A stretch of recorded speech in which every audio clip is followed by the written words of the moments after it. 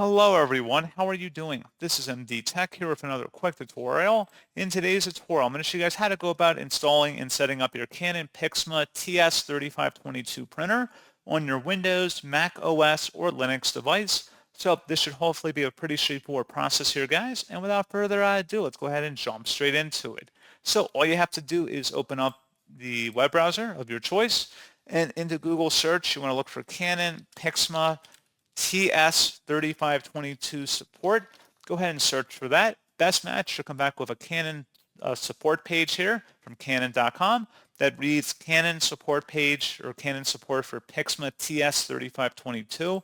Open that up, and now you want to scroll down on this page underneath downloads and expand software and drivers.